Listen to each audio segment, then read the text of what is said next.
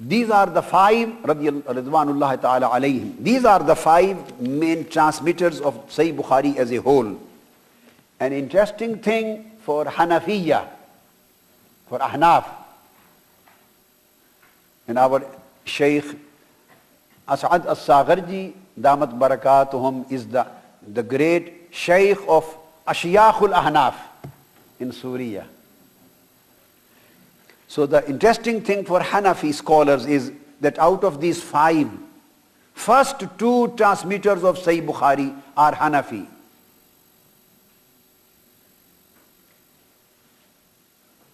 First two transmitters are Hanafi. You would say, who of them? Whom? Abu Talha Mansur bin Muhammad al-Bazdawi al-Hanafi and Hamad bin Shakir al-Hanafi. These two transmitters were Hanafi. And in the same way,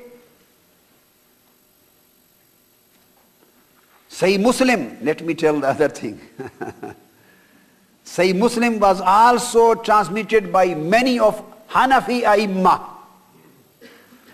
I'm quoting this for the reason some people think that there were no Imams of Hadith in Ahnaf. Some people say that there were no Imams of Hadith in Hanafiyun. So I am telling the two main sources, As-Sahihan, Bukhari and Muslim, they were transmitted by Hanafi Imams.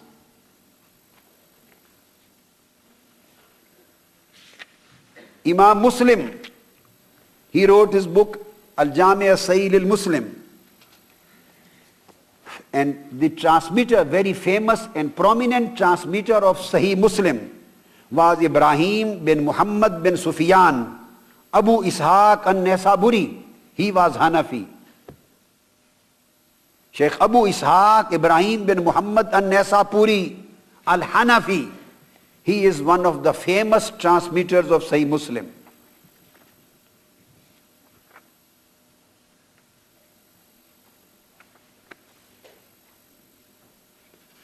Another transmitter of Sahih Muslim again, Muhammad bin Nadr bin Salama bin Jarud an-Naisaburi. Again he was al-Hanafi.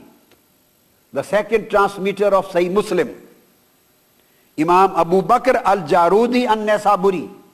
He was also Hanafi. And Imam Hakim Sahibul Mustadrak, he says, Kana shaykh waqtihi hifzan wa kamalan wa riyasatan wa abuhu wa ahli baytihi Hanafiyun. Imam Hakim says, I'm just telling these things for Shaykh As'ad al-Sagharji.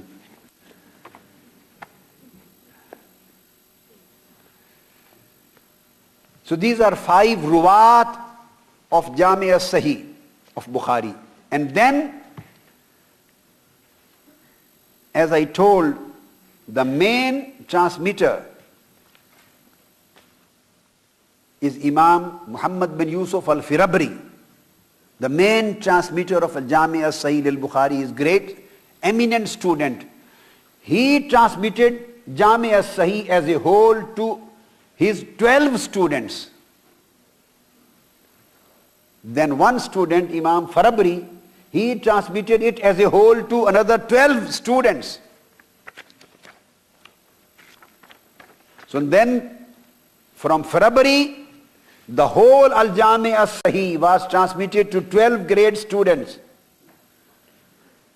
And Imam Abu Muhammad Abdullah Imam Muhammad bin Yusuf al-Firabri was the student of Imam Bukhari, the first transmitter of Jami' al-Bukhari, Sahih al-Bukhari.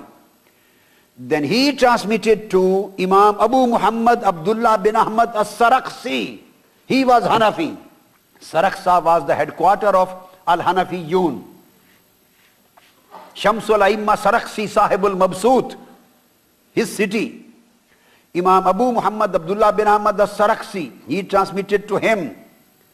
Another person, the great Imam who received Bukhari from Al-Farabri was Imam Abu Luqman Yahya bin Ammar al-Khatlani. Another great Imam who received al-Bukhari from Farabri was Imam Abu Zayd Muhammad bin Ahmad al-Marwazi. And Imam Abu Ishaq Ibrahim bin Ahmad and Kaza wa Kaza. 12 students, great Imams, received Al-Jami as-Sahih as a whole from Imam al-Farabri. And from him received Al-Hafiz Abu Zar al-Harawi. So all transmitters were in Ajam. All transmitters of Sahih Bukhari, either from Saraksa or from Khatlan or from Marwa or from Harat, all transmitters of Bukhari and Muslim. After that stage, after a long time, these chains of transmissions enter into the world of Arab.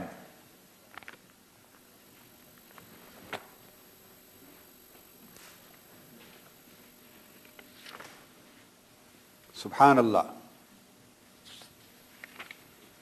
And another chain from Imam Farabri.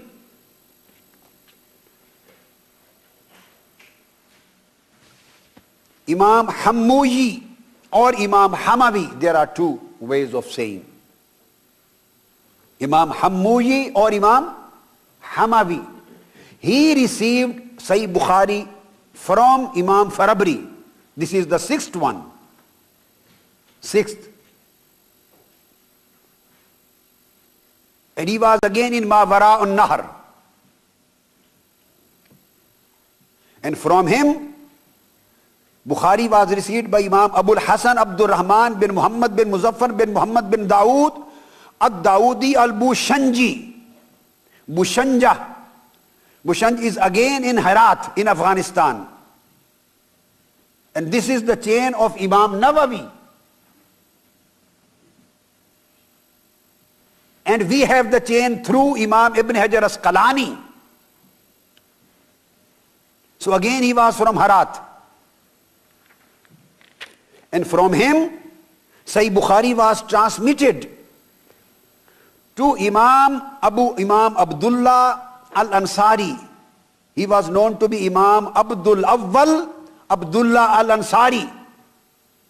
And his full name was Imam Abul Waqt Abdul Awwal Abdullah as-Sijzi al-Harawi as-Sufi. The third transmitter, the fourth transmitter of Sahih Bukhari for the whole Arab world and for the whole Indian subcontinent. The fourth transmitter of Sahih Bukhari for the whole Arab world and for the whole Indian and African subcontinent, for the whole world, is Imam Abdul Awwal Abul Waqt Abdullah as-Sijzi al-Harawi as-Sufi. He was the great Sufi of his time. And he was murid of Imam Abdullah al-Ansari.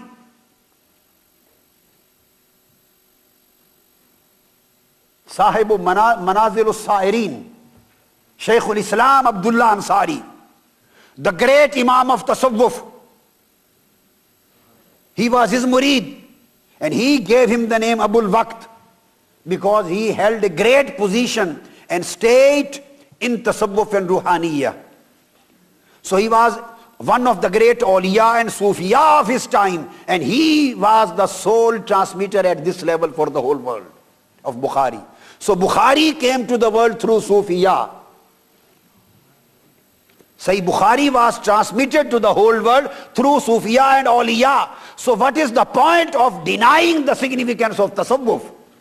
And next, fifth transmitter was again Imam Abu Abdullah al-Hussein bin Abi Bakr al-Mubarak al-Zabidi.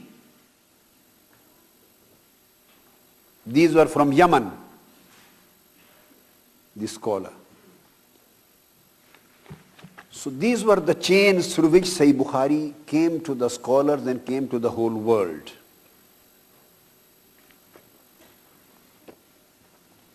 And very important thing is that when Imam Bukhari was about 16,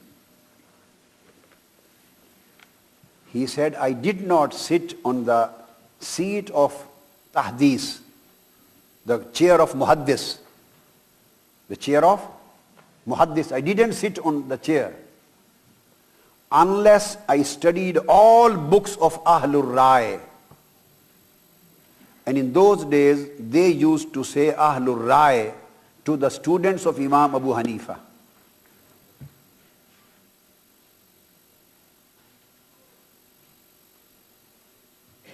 He says, when I was 16, Imam Ibn Hajar Asqalani has mentioned in Muqaddimah, Fathul Bari, Hafiztu Kutaba Ibn al-Mubarak wa Waqi' wa araftu kalama haula yani ashab ar-ra'i.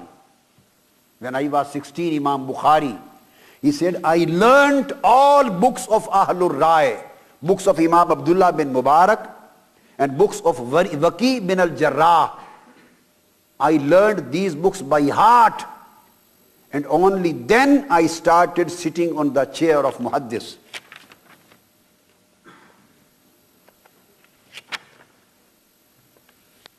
And Imam Bukhari says himself, Ma jalastu lit-tahdis hatta araftu as-sahih min as-saqim wa hatta nazartu fi kutub ahli ar-rai. Man kanu ahlur rai al-Hanafiyyun. العلماء الذين كانوا من تلاميذ الإمام الأعظم أبي حنيفة. Or he has mentioned the name, all books of Imam Abdullah bin Mubarak and books of Imam Waqi' bin al-Jarrah. I learned these books by heart, and only then as a muhaddis I sat on my chair and started tahdis, started transmitting and narrating the hadith of Holy Prophet sallallahu alaihi wasallam. Why, you can say, he needed to learn by heart the books of the people of hadith. Why he needed learning the books of Ahlul Rai by heart. You understand? Rai is the opinion, reasoning. He says, I learned the books of the people of reasoning by heart. Only then I sat on the chair of muhaddis and started narration. Just for tahdis, for riwayah. He just needed only to learn by heart the books of people of hadith, the people of riwayah. Rai means diraya. There are two things. One is riwayatul hadith, other is dirayatul hadith. One is sanadul hadith and matanul hadith. Other is fiqhul hadith. Through Aimma of Hadith, Imam Bukhari received the matan, the text, and the al-isnad, the chain. Just they were the reporters, the muhaddiseen were the reporters. They were just the transmitters. They were just the narrators. And they were not known to be the specialist in the meanings. They were not known to be the specialist in implications. They were not known to be the specialist in significance, in its application, in its interpretation, in wisdom lying between the words of hadith, in the meanings and wisdom lying between the lines. The transmitters and ruwat, they are not known to be specialized in this particular subject. They are specialized just in learning the words, al-isnad, the chain, and the text of hadith by heart and narrating to other people. With taqwa, with hifz, with adala, with dhabt at-tam, wa bil ittisal, continuously. They just learn the words verbatim by heart. They just keep in their mind the isnad, the chain of authority by heart, and then they narrate it to the next student. This is only the function of muhaddis. This is the function of imam of hadith. That's it.